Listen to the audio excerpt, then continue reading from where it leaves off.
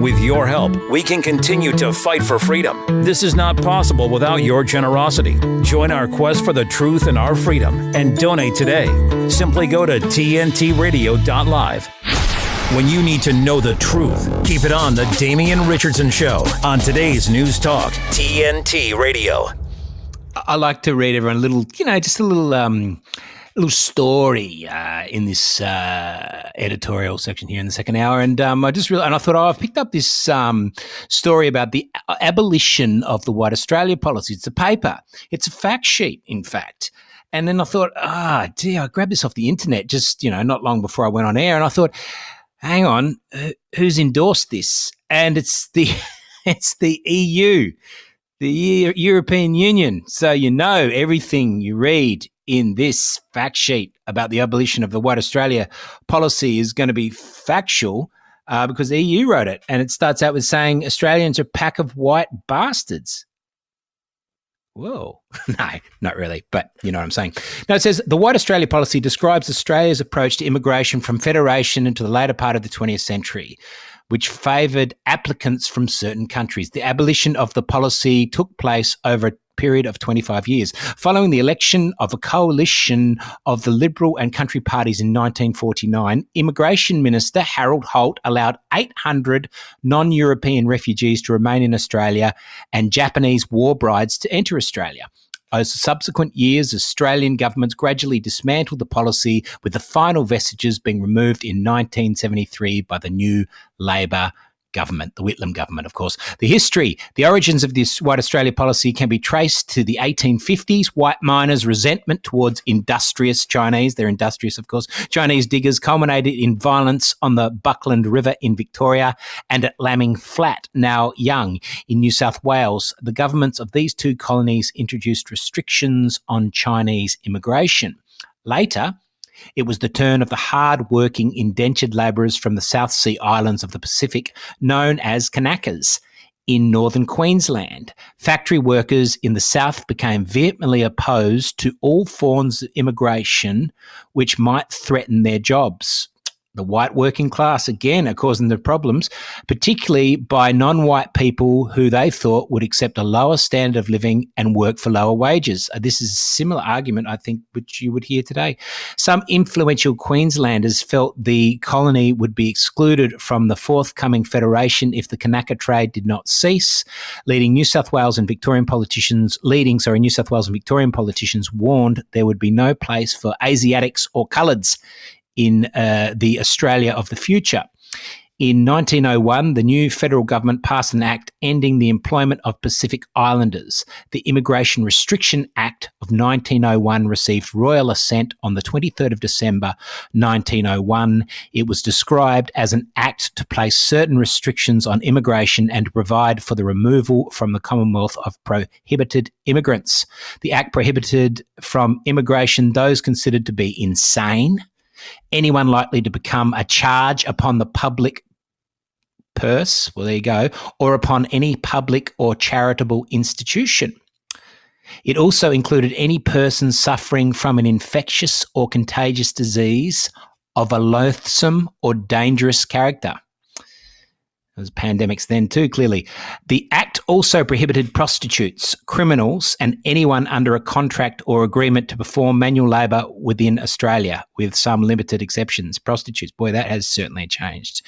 Other restrictions included a dictation test, which was used to exclude certain applicants by requiring them to pass a written test. Often tests were conducted in a language the applicant was not familiar with and had been nominated by an immigration officer. The bureaucrats, of course. Yes, those red pesky bureaucrats. With the severe measures to the implementation of the White Australia policy was warmly applauded in most sections of the community. In 1919, Prime Minister William Morris Hughes hailed it as the greatest thing we have achieved.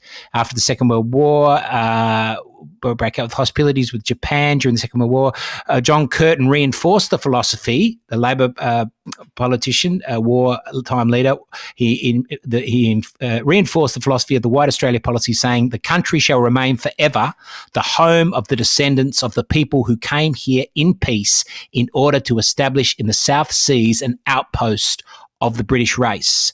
During World War II, many non-white refugees entered Australia. Most left voluntarily at the end of the war, but many had married Australians and wanted to stay. Arthur Calwell, the first immigration minister, sought to deport them, arousing much protest. Minister Holt's decision in 1949 to allow 800 non-European refugees to stay and Japanese war brides to be admitted was the first step towards a non-discriminatory immigration policy. It makes no sense of Eugene Danini's story when his father was here from Italy before the Second World War. Anyway, there's always these, what's the point sometimes? Anyway, we get an overview, I'm sure. The next major step was in 57, when non-Europeans with 15 years residence in Australia were allowed to become Australian citizens. Hang on, non-Europeans that have been here for 15 years and they still, okay, all right, that makes sense. The Revised Migration Act of 1958 introduced a simpler system of entry permits and abolished the controversial dictation test. The Revised Act referenced to questions of race. Indeed, it was this context that the Minister for Immigration, Sir Alexander Downer, yes, that's the more later Alexander Downer's father, a little fiefdom they've got going on there in South Australia, the Downers, stated that distinguished and highly qualified Asians might immigrate. After review of the non-European policy in March 1966, Immigration Minister Hubert Opperman announced applications for migrants would be accepted from well-qualified people on the basis of their stability as settlers, their ability to integrate readily, and their possession of qualifications positively useful to Australia. This is a similar process today, I believe. At the same time, the government decided a number of temporary resident non-Europeans who were not required to leave Australia could become permanent residents and citizens after 5 years, the same as for Europeans. Okay, so the 66 was the watershed in abolishing the White Australia policy, March 1966. Non-European migration began to increase. In 1973, the Whitlam government took 3 further steps in the gradual process to remove race as a factor in Australia's immigration policies.